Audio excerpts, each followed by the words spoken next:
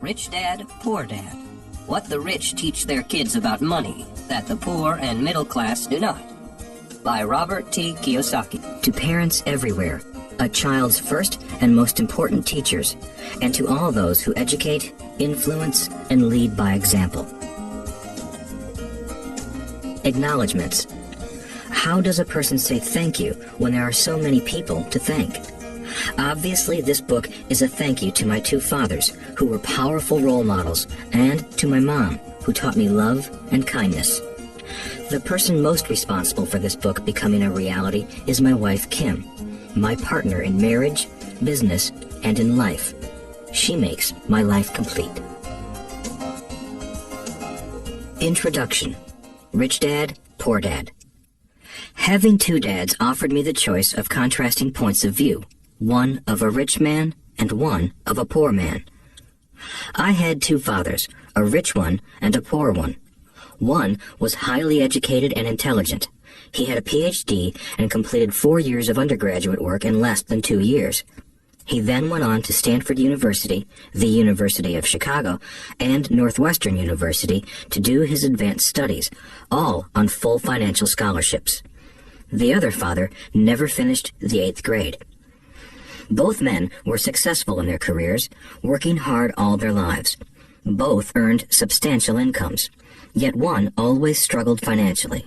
The other would become one of the richest men in Hawaii. One died, leaving tens of millions of dollars to his family, charities, and his church. The other left bills to be paid. Both men were strong, charismatic, and influential. Both men offered me advice, but they did not advise the same things.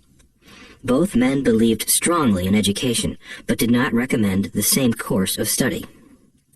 If I had had only one dad, I would have had to accept or reject his advice. Having two dads offered me the choice of contrasting points of view, one of a rich man and one of a poor man. Instead of simply accepting or rejecting one or the other, I found myself thinking more, comparing, and then choosing for myself.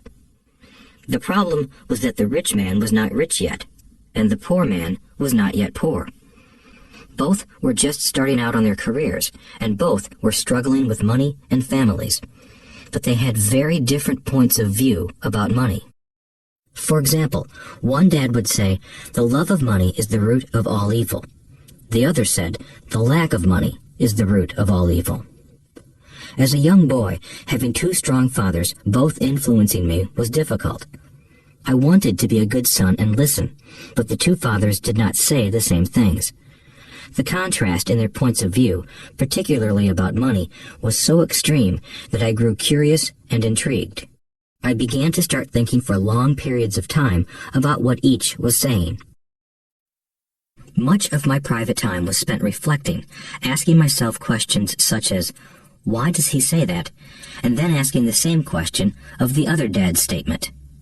It would have been much easier to simply say, "Yeah, he's right, I agree with that," or to simply reject the point of view by saying, "The old man doesn't know what he's talking about." Instead, having two dads whom I loved forced me to think and ultimately choose a way of thinking for myself. As a process, choosing for myself turned out to be much more valuable in the long run than simply accepting or rejecting a single point of view. One of the reasons the rich get richer, the poor get poorer, and the middle class struggles in debt is that the subject of money is taught at home, not in school. Most of us learn about money from our parents, so what can poor parents tell their child about money? They simply say, "Stay in school and study hard."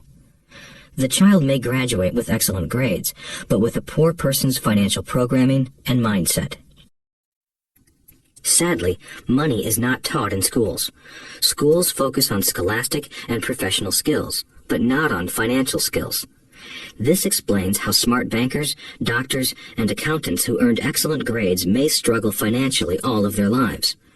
Our staggering national debt is due in large part to highly educated politicians and government officials making financial decisions with little or no training in the subject of money. Today, I often wonder what will soon happen when we have millions of people who need financial and medical assistance. They will be dependent upon their families or the government for financial support. What will happen when Medicare and Social Security run out of money?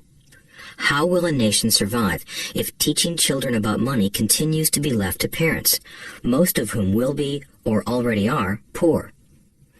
Because I had two influential fathers, I learned from both of them. I had to think about each dad's advice, and in doing so, I gained valuable insight into the power and effect of one's thoughts on one's life. For example, one dad had a habit of saying, "I can't afford it." The other dad forbade those words to be used. He insisted I ask, "How can I afford it?" One is a statement, and the other is a question. One lets you off the hook, and the other forces you to think. My soon-to-be rich dad would explain that by automatically saying the words, "I can't afford it," your brain stops working. By asking the question, "How can I afford it?" your brain is put to work. He did not mean that you should buy everything you want. He was fanatical about exercising your mind, the most powerful computer in the world. He'd say, "My brain gets stronger every day because I exercise it. The stronger it gets, the more money I can make." He believed that automatically saying, "I can't afford it," was a sign of mental laziness. Although both dads worked hard, I noticed that one dad had a habit of putting his brain to sleep when it came to finances, and the other had a habit of exercising his brain. The long-term result was that one dad grew stronger financially, and the other grew weaker. It is not much different from a person who goes to the gym to exercise on a regular basis versus someone who sits on the couch watching television. Proper physical exercise increases your chances for health, and proper mental exercise increases your chances for wealth. My two dads had opposing attitudes, and that affected the way they thought. One dad thought that the rich should pay more in taxes to take care of those less fortunate. The other said, taxes punish those who produce and reward those who don't produce. One dad recommended, study hard so you can find a good company to work for. The other recommended, study hard so you can find a good company to buy. One dad said, the reason I'm not rich is because I have you kids. The other said, the reason I must be rich is because I have you kids. One encouraged talking about money and business at the dinner table, while the other forbade the subject of money to be discussed over a meal. One said, when it comes to money, play it safe, don't take risks. The other said, learn to manage risk. One believed, our home is our largest investment and our greatest asset. The other believed, my house is a liability, and if your house is your largest investment, you're in trouble. Both dads paid their bills on time, yet one paid his bills first, while the other paid his bills last. One dad believed in a company or the government taking care of you and your needs. He was always concerned about pay raises, retirement plans, medical benefits, sick leave, vacation days, and other perks. He was impressed with two of his uncles who joined the military and earned a retirement and entitlement package for life after 20 years of active service. He loved the idea of medical benefits and PX privileges the military provided its retirees.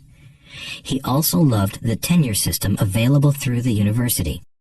The idea of job protection for life and job benefits seemed more important at times than the job. He would often say, I've worked hard for the government and I'm entitled to these benefits. The other believed in total financial self-reliance. He spoke out against the entitlement mentality and how it created weak and financially needy people. He was emphatic about being financially competent. One dad struggled to save a few dollars. The other created investments. One dad taught me how to write an impressive resume so I could find a good job. The other taught me how to write strong business and financial plans so I could create jobs. Being a product of two strong dads allowed me the luxury of observing the effects different thoughts have on one's life. I noticed that people really do shape their lives through their thoughts. For example, my poor dad always said, I'll never be rich, and that prophecy became reality. My rich dad, on the other hand, always referred to himself as rich. He would say things like, "I'm a rich man and rich people don't do this." Even when he was flat broke after a major financial setback, he continued to refer to himself as a rich man. He would cover himself by saying, "There is a difference between being poor and being broke. Broke is temporary. Poor is eternal." My poor dad would say, "I'm not interested in money," or "Money doesn't matter." My rich dad always said, "Money is power."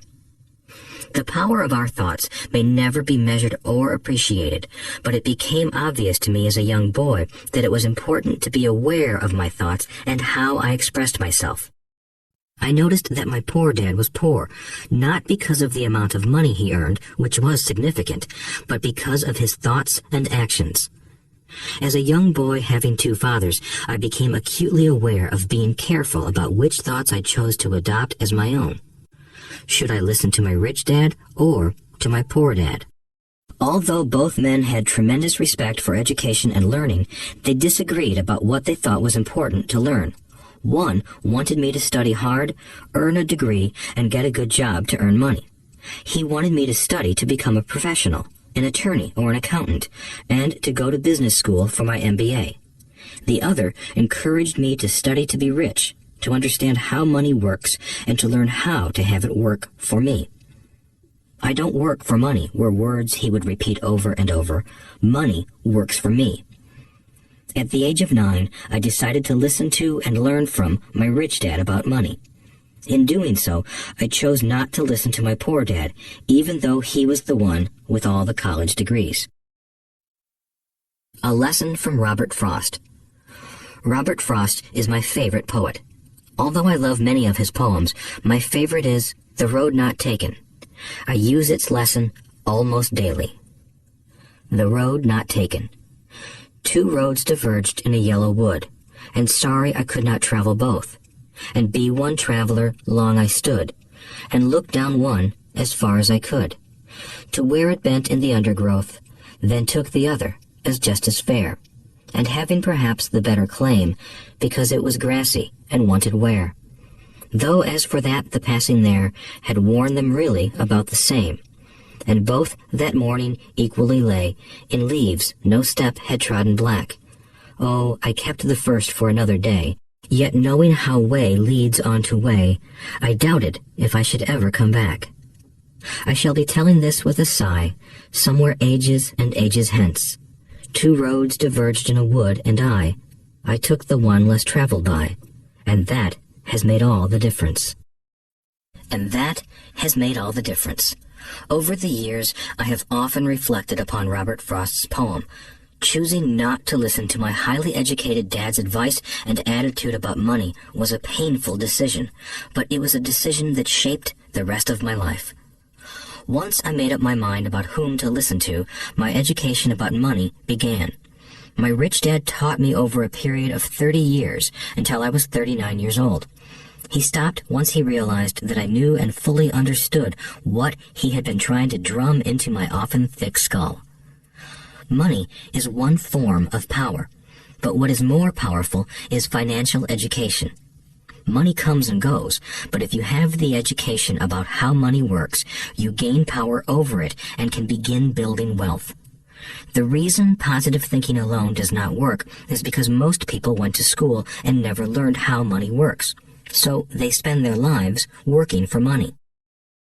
Because I was only 9 years old when I started, the lessons my rich dad taught me were simple, and when it was all said and done, there were only 6 main lessons repeated over 30 years. This audiobook is about those 6 lessons, put as simply as possible, just as simply as my rich dad put forth those lessons to me.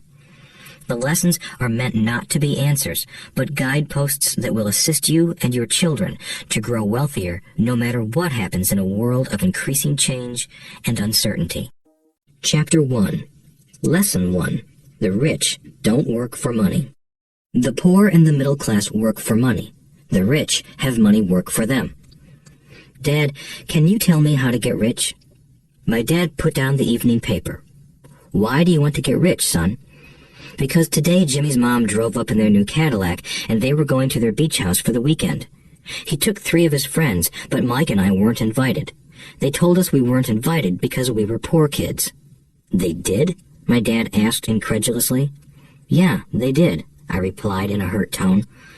My dad silently shook his head, pushed his glasses up the bridge of his nose, and went back to reading the paper. I stood waiting for an answer. The year was 1956. I was 9 years old. By some twist of fate, I attended the same public school where the rich people sent their kids. We were primarily a sugar plantation town. The managers of the plantation and the other affluent people, such as doctors, business owners, and bankers, sent their children to this elementary school. After grade 6, their children were generally sent off to private schools. Because my family lived on one side of the street, I went to this school.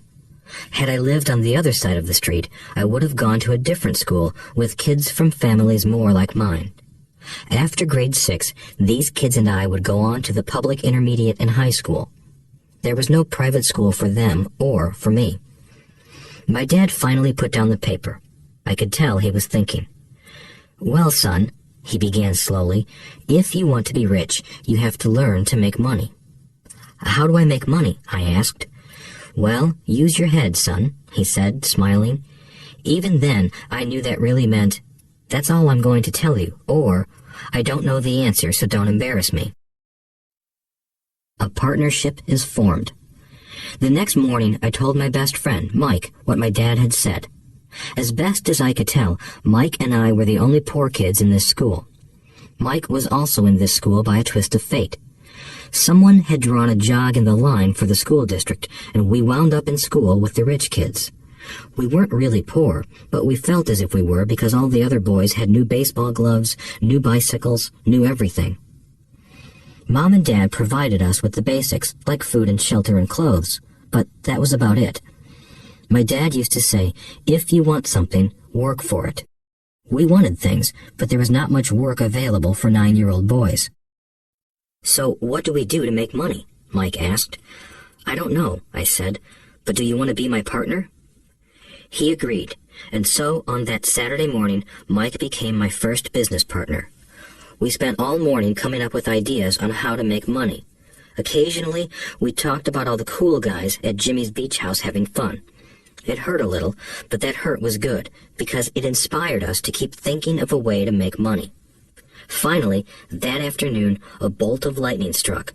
It was an idea Mike got from a science book he had read. Excitedly, we shook hands, and the partnership now had a business. For the next several weeks, Mike and I ran around our neighborhood, knocking on doors and asking our neighbors if they would save their toothpaste tubes for us. With puzzled looks, most adults consented with a smile. Some asked us what we were doing, to which we replied, "We can't tell you. It's a business secret." My mom grew distressed as the weeks wore on. We had selected a site next to her washing machine as the place we would stockpile our raw materials. In a brown cardboard box that at one time held ketchup bottles, our little pile of used toothpaste tubes began to grow. Finally, my mom put her foot down. The sight of her neighbor's messy, crumpled, used toothpaste tubes had gotten to her. "What are you boys doing?" she asked, "and I don't want to hear again that it's a business secret. Do something with this mess, or I'm going to throw it out."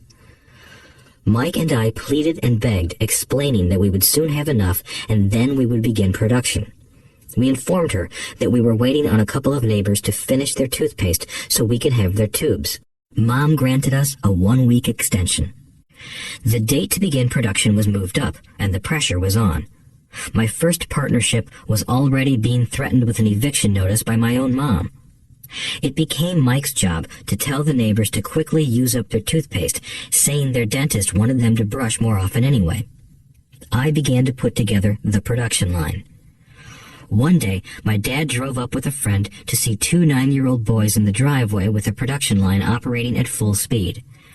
There was fine white powder everywhere. On a long table were small milk cartons from school, and our family's hibachi grill was glowing with red-hot coals at maximum heat. Dad walked up cautiously, having to park the car at the base of the driveway since the production line blocked the carport. As he and his friend got closer, they saw a steel pot sitting on top of the coals in which the toothpaste tubes were being melted down. In those days, toothpaste did not come in plastic tubes. The tubes were made of lead, so once the paint was burned off, the tubes were dropped in the small steel pot. They melted until they became liquid, and with my mom's pot holders, we poured the lead through a small hole in the top of the milk cartons. The milk cartons were filled with plaster of Paris. White powder was everywhere. In my haste, I had knocked the bag over, and the entire area looked like it had been hit by a snowstorm. The milk cartons were the outer containers for plaster of Paris molds. My dad and his friend watched as we carefully poured the molten lead through a small hole in the top of the plaster of Paris cube. "Careful," my dad said. I nodded without looking up. Finally, once the pouring was through, I put the steel pot down and smiled at my dad. "What are you boys doing?" he asked with a cautious smile. "We're doing what you told me to do. We're going to be rich," I said. "Yup," said Mike, grinning and nodding his head. "We're partners." "And what is in those plaster molds?" my dad asked. "Watch," I said. "This should be a good batch." With a small hammer, I tapped at the seal that divided the cube in half. Cautiously, I pulled up the top half of the plaster mold, and a lead nickel fell out. "Oh my God," my dad said, "you're casting nickels out of lead." "That's right," Mike said. "We're doing as you told us to do. We're making money." My dad's friend turned and burst into laughter. My dad smiled and shook his head. Along with a fire and a box of spent toothpaste tubes, in front of him were two little boys covered with white dust, smiling from ear to ear. He asked us to put everything down and sit with him on the front step of our house. With a smile, he gently explained what the word counterfeiting meant. Our dreams were dashed.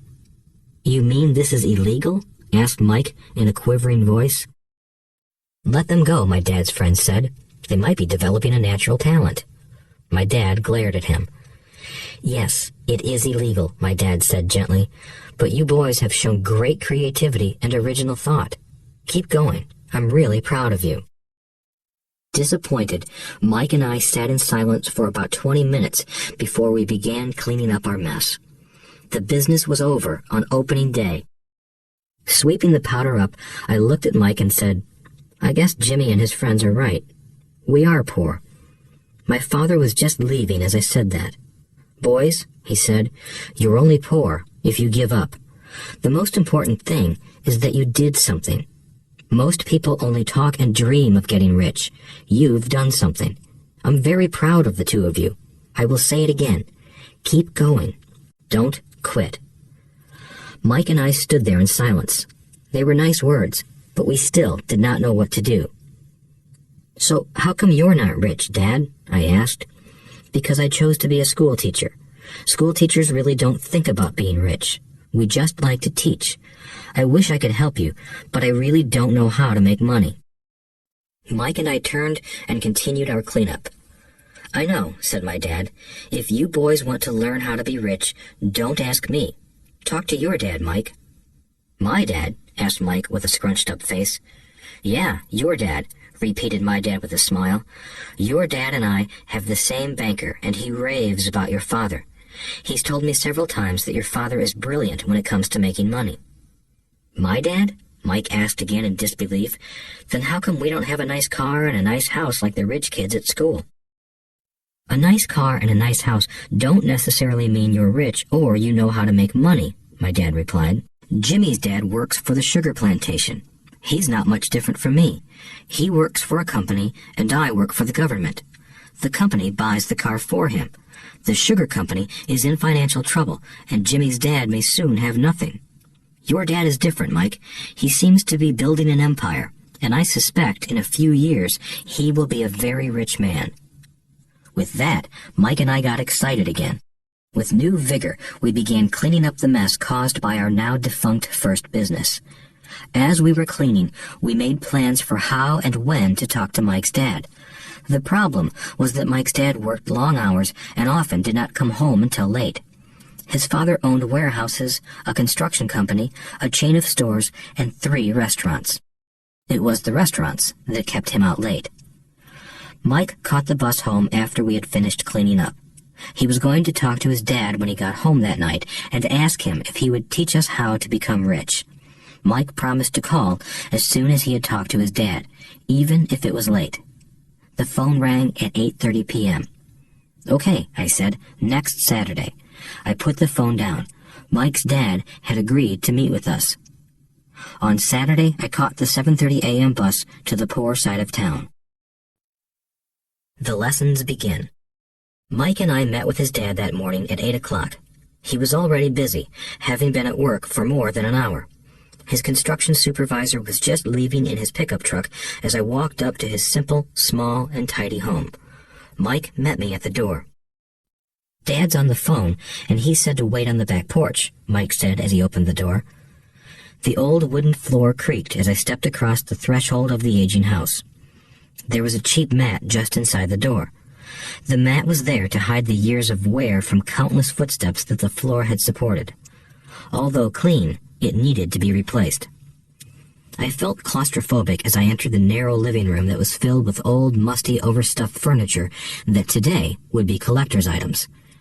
Sitting on the couch were two women, both a little older than my mom. Across from the women sat a man in workman's clothes. He wore khaki slacks and a khaki shirt, neatly pressed but without starch, and polished work boots. He was about 10 years older than my dad. They smiled as Mike and I walked past them toward the back porch. I smiled back shyly. "Who are those people?" I asked. "Oh, they work for my dad. The older man runs his warehouses, and the women are the managers of the restaurants. And as you arrived, you saw the construction supervisor who was working on a road project about 50 miles from here. His other supervisor, who was building a track of houses, left before you got here."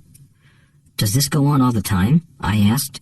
"Not always, but quite often," said Mike, smiling as he pulled up a chair to sit down next to me. "I asked my dad if he would teach us to make money," Mike said.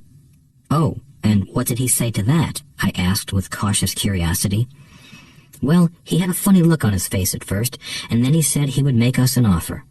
"Oh," I said, rocking my chair back against the wall. I sat there, perched on two rear legs of the chair. Mike did the same thing. "Do you know what the offer is?" I asked. "No, but we'll soon find out." Suddenly, Mike's dad burst through the rickety screen door and onto the porch. Mike and I jumped to our feet, not out of respect, but because we were startled. "Ready, boys?" he asked as he pulled up a chair to sit down with us. We nodded our heads as we pulled our chairs away from the wall to sit in front of him. He was a big man, about 6 feet tall and 200 pounds. My dad was taller, about the same weight, and 5 years older than Mike's dad. They sort of looked alike, though not of the same ethnic makeup. Maybe their energy was similar. "Mike says you want to learn to make money. Is that correct, Robert?" I nodded my head quickly, but with a little trepidation. He had a lot of power behind his words and smile. "Okay, here's my offer. I'll teach you, but I won't do it classroom style. You work for me, I'll teach you. You don't work for me, I won't teach you. I can teach you faster if you work, and I'm wasting my time if you just want to sit and listen like you do in school. That's my offer. Take it or leave it." May I ask a question first?" I asked. "No. Take it or leave it.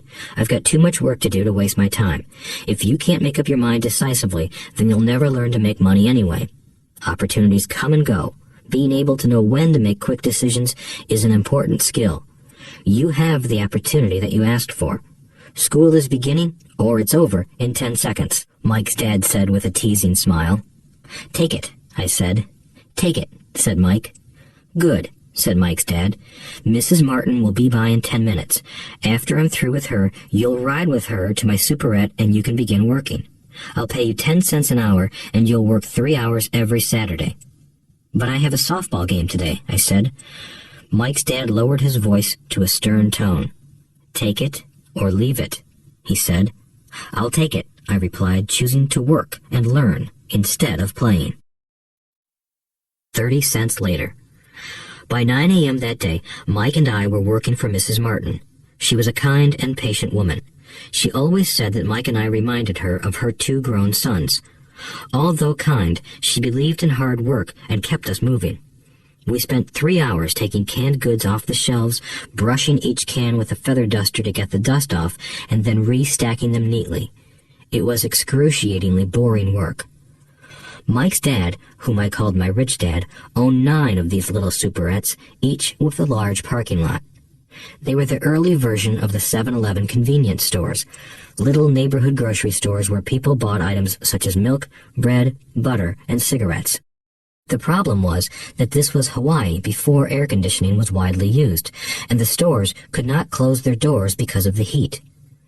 On 2 sides of the store, the doors had to be wide open to the road and parking lot. Every time a car drove by or pulled into the parking lot, dust would swirl and settle in the store. We knew we had a job as long as there was no air conditioning. For 3 weeks, Mike and I reported to Mrs. Martin and worked our 3 hours. By noon, our work was over, and she dropped 3 little dimes in each of our hands. Now, even at the age of 9 in the mid-1950s, 30 cents was not too exciting. Comic books cost 10 cents back then, so I usually spent my money on comic books and went home. By Wednesday of the 4th week, I was ready to quit. I had agreed to work only because I wanted to learn to make money from Mike's dad, and now I was a slave for 10 cents an hour. On top of that, I had not seen Mike's dad since that first Saturday. "I'm quitting," I told Mike at lunchtime. School was boring, and now I did not even have my Saturdays to look forward to. But it was the 30 cents that really got to me. This time, Mike smiled. "What are you laughing at?" I asked with anger and frustration. "Dad said this would happen. He said to meet with him when you were ready to quit." "What?" I said indignantly. "He's been waiting for me to get fed up?" "Sort of," Mike said. "Dad's kind of different. He doesn't teach like your dad. Your mom and dad lecture a lot. My dad is quiet and a man of few words. You just wait till this Saturday. I'll tell him you're ready." "You mean I've been set up?" "No, not really. But maybe. Dad will explain on Saturday." Waiting in line on Saturday. I was ready to face Mike's dad. Even my real dad was angry with him. My real dad, the one I called the poor one, thought that my rich dad was violating child labor laws and should be investigated. My educated poor dad told me to demand what I deserve, at least 25 cents an hour. My poor dad told me that if I did not get a raise, I was to quit immediately. "You don't need that damn job anyway," said my poor dad with indignation. At 8 o'clock Saturday morning, I walked through the door of Mike's house when Mike's dad opened it. "Take a seat and wait in line," he said as I entered. He turned and disappeared into his little office next to a bedroom. I looked around the room and didn't see Mike anywhere. Feeling awkward, I cautiously sat down next to the same 2 women who were there 4 weeks earlier. They smiled and slid down the couch to make room for me. 45 minutes went by, and I was steaming. The 2 women had met with him and left 30 minutes earlier. An older gentleman was in there for 20 minutes and was also gone. The house was empty, and here I sat in a musty, dark living room on a beautiful, sunny Hawaiian day, waiting to talk to a cheapskate who exploited children. I could hear him rustling around the office, talking on the phone, and ignoring me. I was ready to walk out, but for some reason, I stayed. Finally, 15 minutes later, at exactly 9 o'clock, Rich Dad walked out of his office, said nothing, and signaled with his hand for me to enter. "I understand you want a raise or you're going to quit," Rich Dad said as he swiveled in his office chair. "Well, you're not keeping your end of the bargain," I blurted out, nearly in tears. It was really frightening for me to confront a grown-up. "You said that you would teach me if I worked for you. Well, I've worked for you. I've worked hard. I've given up my baseball games to work for you, but you haven't kept your word, and you haven't taught me anything. You are a crook like everyone in town thinks you are. You're greedy. You want all the money and don't take care of your employees. You made me wait and don't show me any respect. I'm only a little boy, but I deserve to be treated better." Rich Dad rocked back in his swivel chair, hands up to his chin, and stared at me. "Not bad," he said. "In less than a month, you sound like most of my employees." "What?" I asked. Not understanding what he was saying, I continued with my grievance. "I thought you were going to keep your end of the bargain and teach me." Instead, you want to torture me? That's cruel. That's really cruel. I am teaching you, Rich Dad said quietly. What have you taught me? Nothing, I said angrily. You haven't even talked to me once since I agreed to work for peanuts. 10 cents an hour. Ha! I should notify the government about you. We have child labor laws, you know. My dad works for the government, you know. Wow, said Rich Dad. Now you sound just like most of the people who used to work for me. People I've either fired or who have quit. So, what do you have to say? I demanded, feeling pretty brave for a little kid. You lied to me. I've worked for you, and you have not kept your word. You haven't taught me anything. How do you know that I've not taught you anything? Asked Rich Dad calmly. Well, you've never talked to me. I've worked for 3 weeks, and you have not taught me anything, I said with a pout. Does teaching mean talking or a lecture? Rich Dad asked. Well, yes, I replied. That's how they teach you in school, he said, smiling. But that is not how life teaches you, and I would say that life is the best teacher of all. Most of the time, life does not talk to you. It just sort of pushes you around. Each push is life saying, wake up, there's something I want you to learn. What is this man talking about? I asked myself silently. Life pushing me around was life talking to me? Now I knew I had to quit my job. I was talking to someone who needed to be locked up. If you learn life's lessons, you will do well. If not, life will just continue to push you around. People do 2 things. Some just let life push them around. Others get angry and push back. But they push back against their boss, or their job, or their husband or wife. They do not know it's life that's pushing. I had no idea what he was talking about. Life pushes all of us around. Some people give up and others fight. A few learn the lesson and move on. They welcome life pushing them around. To these few people, it means they need and want to learn something. They learn and move on. Most quit, and a few, like you, fight. Rich Dad stood and shut the creaky old wooden window that needed repair. If you learn this lesson, you will grow into a wise, wealthy, and happy young man. If you don't, you will spend your life blaming a job, low pay, or your boss for your problems. You'll live life always hoping for that big break that will solve all your money problems. Rich Dad looked over at me to see if I was still listening. His eyes met mine. We stared at each other, communicating through our eyes. Finally, I looked away once I had absorbed his message. I knew he was right. I was blaming him, and I did ask to learn. I was fighting. Rich Dad continued. Or, if you're the kind of person who has no guts, you just give up every time life pushes you. If you're that kind of person, you'll live all your life playing it safe, doing the right things, saving yourself for some event that never happens. Then you die a boring old man.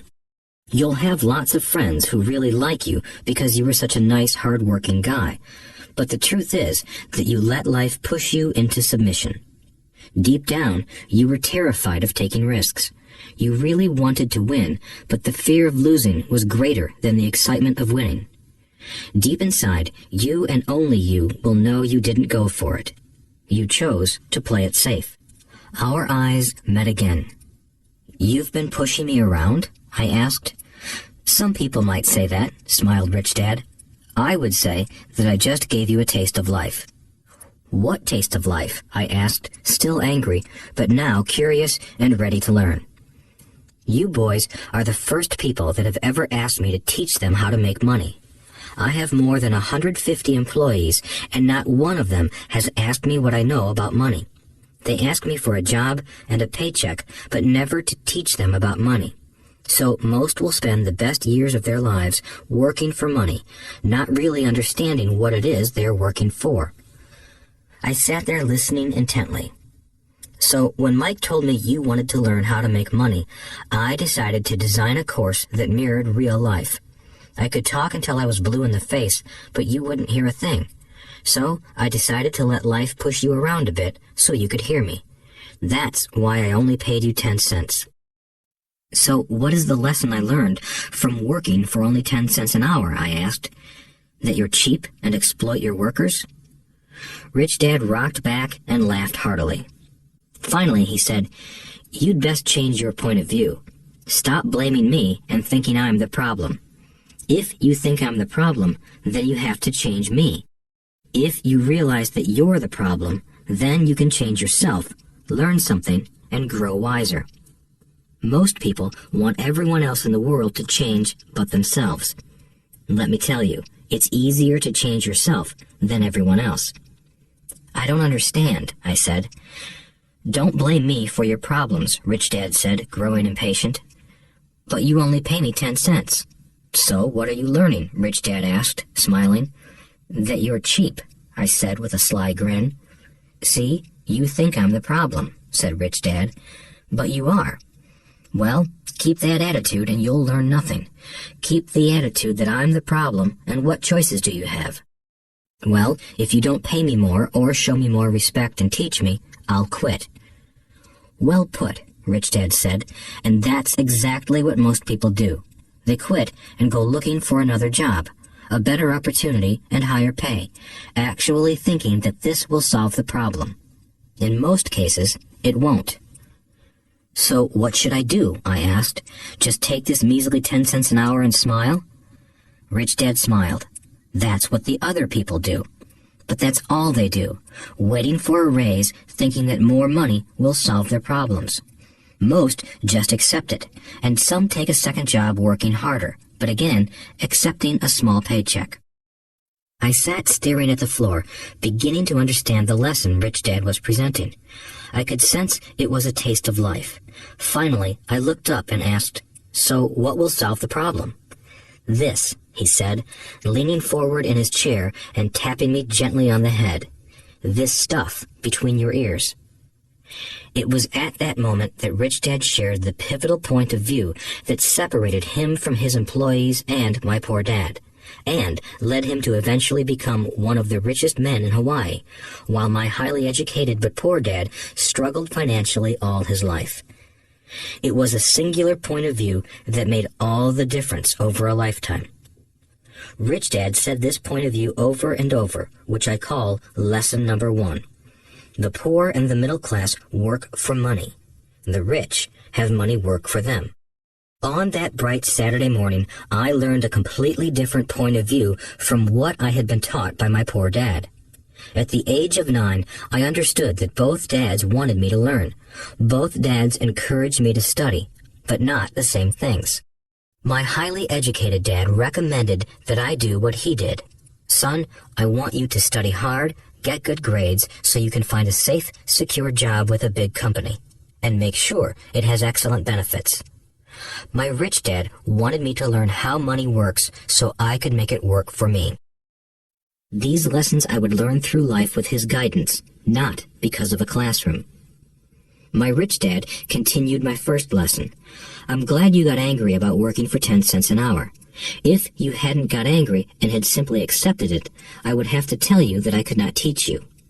You see, true learning takes energy, passion, and a burning desire. Anger is a big part of that formula, for passion is anger and love combined.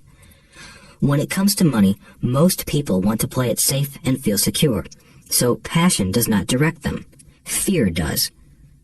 "So is that why they'll take jobs with low pay?" I asked. "Yes," said Rich Dad. "Some people say I exploit people because I don't pay as much as the sugar plantation or the government. I say the people exploit themselves. It's their fear, not mine." "But don't you feel you should pay them more?" I asked. "I don't have to. And besides, more money will not solve their problems. Just look at your dad. He makes a lot of money, and he still can't pay his bills. Most people, given more money, only get into more debt." "So that's why the 10 cents an hour," I said, smiling. "It's part of the lesson." "That's right," smiled Rich Dad. "You see, your dad went to school and got an excellent education so he could get a high-paying job.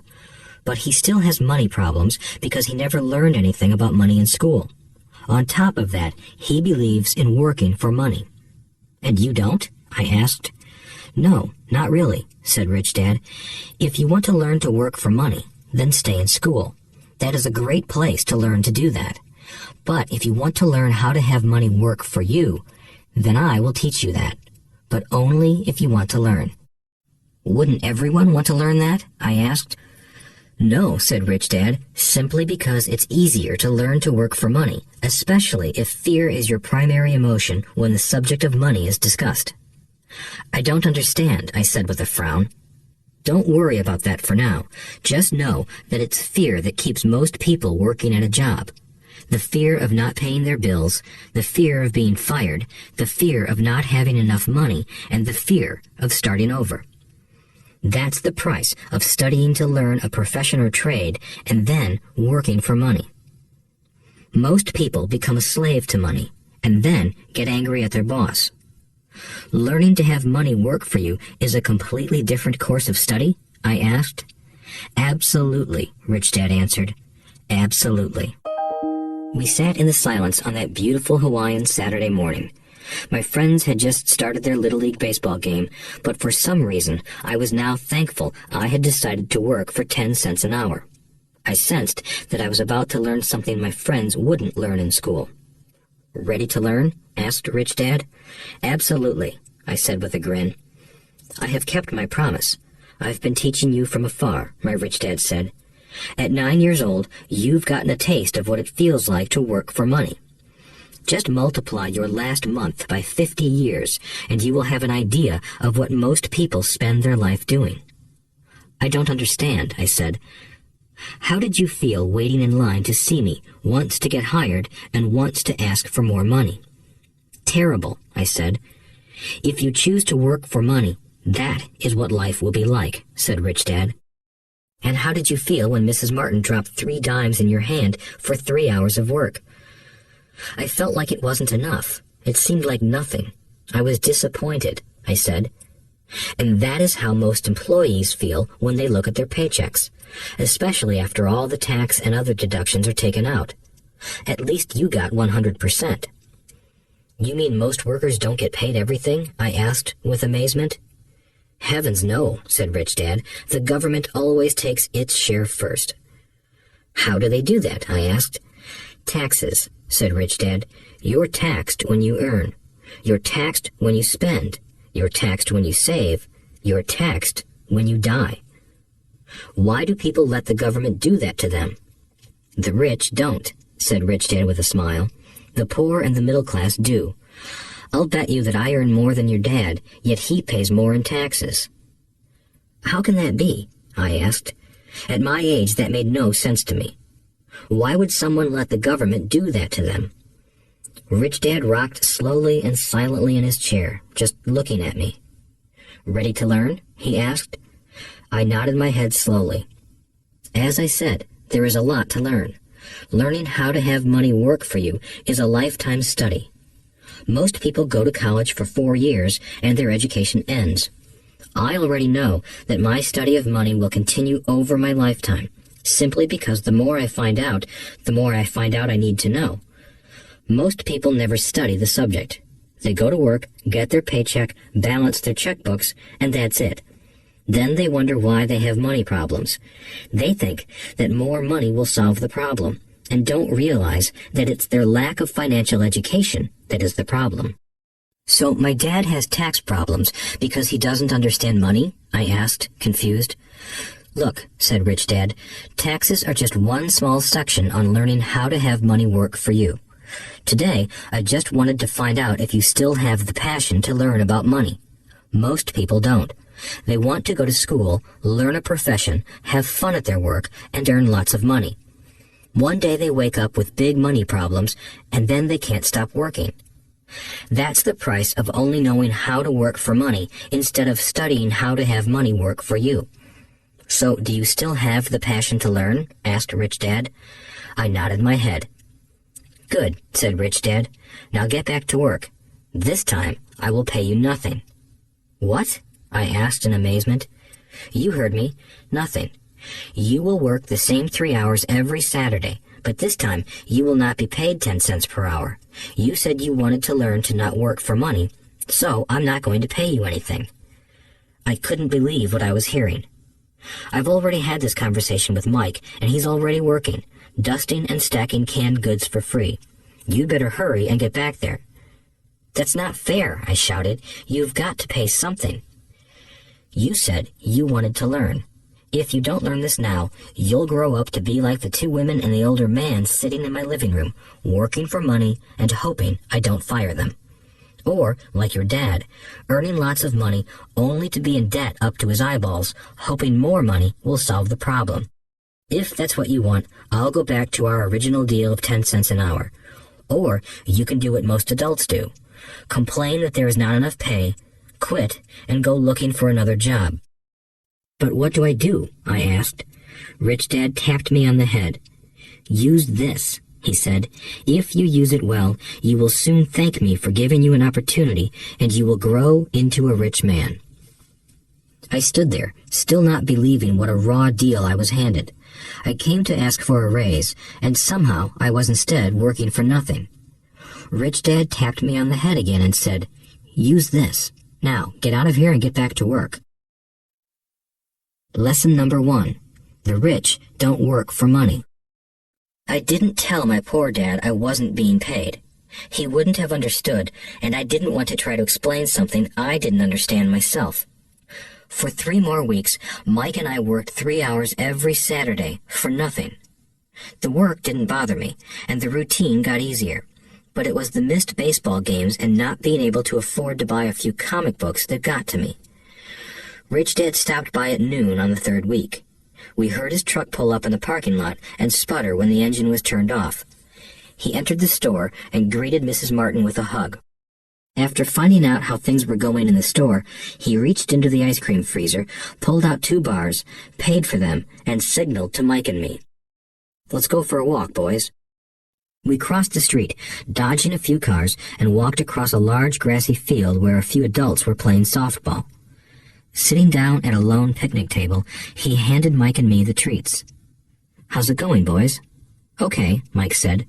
I nodded in agreement. "Learn anything yet?" Rich Dad asked. Mike and I looked at each other, shrugged our shoulders, and shook our heads in unison. Avoiding one of life's biggest traps. Well, you boys had better start thinking. You're staring at one of life's biggest lessons. If you learn it, you'll enjoy a life of great freedom and security. If you don't, you'll wind up like Mrs. Martin and most of the people playing softball in this park. They work very hard for little money, clinging to the illusion of job security and looking forward to a 3-week vacation each year and maybe a skimpy pension after 45 years of service. If that excites you, I'll give you a raise to 25 cents an hour. But these are good, hard-working people. Are you making fun of them? I demanded. A smile came over Rich Dad's face. Mrs. Martin is like a mother to me. I would never be that cruel. I may sound unkind because I'm doing my best to point something out to the two of you. I want to expand your point of view so you can see something most people never have the benefit of seeing because their vision is too narrow. Most people never see the trap they are in. Mike and I sat there, uncertain of his message. He sounded cruel, yet we could sense he was trying to drive home a point. With a smile, Rich Dad said, "Doesn't that 25 cents an hour sound good? Doesn't it make your heart beat a little faster?" I shook my head no, but it really did. 25 cents an hour would be big bucks to me. "Okay, I'll pay you $1 an hour," Rich Dad said, with a sly grin. Now my heart started to race. My brain was screaming, "Take it, take it." I could not believe what I was hearing. Still, I said nothing. "Okay, $2 an hour." My little brain and heart nearly exploded. After all, it was 1956, and being paid $2 an hour would have made me the richest kid in the world. I couldn't imagine earning that kind of money. I wanted to say yes. I wanted the deal. I could picture a new bicycle, new baseball glove, and the adoration of my friends when I flashed some cash. On top of that, Jimmy and his rich friends could never call me poor again. But somehow, my mouth stayed shut. The ice cream had melted and was running down my hand. Rich Dad was looking at 2 boys staring back at him, eyes wide open and brains empty. He was testing us, and he knew there was a part of our emotions that wanted to take the deal. He understood that every person has a weak and needy part of their soul that can be bought, and he knew that every individual also had a part of their soul that was resilient and could never be bought. It was only a question of which one was stronger. Okay, $5 an hour. Suddenly, I was silent. Something had changed. The offer was too big and ridiculous. Not many grown-ups in 1956 made more than that, but quickly my temptation disappeared and calm set in. Slowly, I turned to my left to look at Mike. He looked back at me. The part of my soul that was weak and needy was silenced. The part of me that had no price took over. I knew Mike had gotten to that point too. "Good," said Rich Dad softly. "Most people have a price, and they have a price because of human emotions named fear and greed. First, the fear of being without money motivates us to work hard, and then, once we get that paycheck, greed or desire starts us thinking about all the wonderful things money can buy. The pattern is then set." "What pattern?" I asked. "The pattern of get up, go to work, pay bills, get up, go to work, pay bills." People's lives are forever controlled by two emotions, fear and greed. Offer them more money, and they continue the cycle by increasing their spending. This is what I call the rat race. "There is another way?" Mike asked. "Yes," said Rich Dad slowly, "but only a few people find it." "And what is that way?" Mike asked. "That's what I hope you boys will learn as you work and study with me. That is why I took away all forms of pay." "Any hints?" Mike asked. "We're kind of tired of working hard, especially for nothing." "Well, the first step is telling the truth," said Rich Dad. "We haven't been lying," I said. "I did not say you were lying. I said to tell the truth," Rich Dad retorted. "The truth about what?" I asked. "How you're feeling," Rich Dad said. "You don't have to say it to anyone else. Just admit it to yourself." "You mean the people in this park, the people who work for you, Mrs. Martin, they don't do that?" I asked. "I doubt it," said Rich Dad. "Instead, they feel the fear of not having money. They don't confront it logically. They react emotionally instead of using their heads," Rich Dad said. "Then, they get a few bucks in their hands, and again, the emotions of joy, desire, and greed take over. And again they react instead of think." "So their emotions control their brain," Mike said. "That's correct," said Rich Dad. "Instead of admitting the truth about how they feel, they react to their feelings and fail to think. They feel the fear, so they go to work, hoping that money will soothe the fear, but it doesn't. It continues to haunt them, and they return to work, hoping again that money will calm their fears, and again it doesn't. Fear keeps them in this trap of working, earning money, working, earning money, hoping the fear will go away. But every day they get up, and that old fear wakes up with them. For millions of people, that old fear keeps them awake all night, causing a night of turmoil and worry. So they get up and go to work, hoping that a paycheck will kill that fear gnawing at their souls.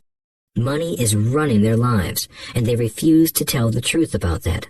Money is in control of their emotions and their souls."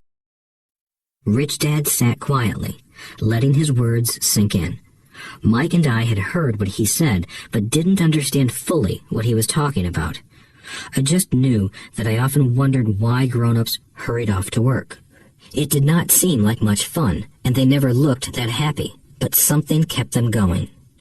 Realizing we had absorbed as much as possible of what he was talking about, Rich Dad said, "I want you boys to avoid that trap. That is really what I want to teach you. Not just to be rich, because being rich does not solve the problem." "It doesn't?" I asked, surprised. "No, it doesn't. Let me explain the other emotion. Desire. Some call it greed, but I prefer desire.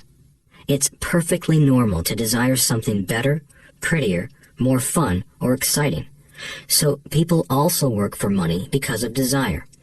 They desire money for the joy they think it can buy. But the joy that money brings is often short-lived, and they soon need more money for more joy, more pleasure, more comfort, and more security. So they keep working, thinking money will soothe their souls that are troubled by fear and desire. But money can't do that. Even rich people do this? Mike asked. Rich people included, said Rich Dad.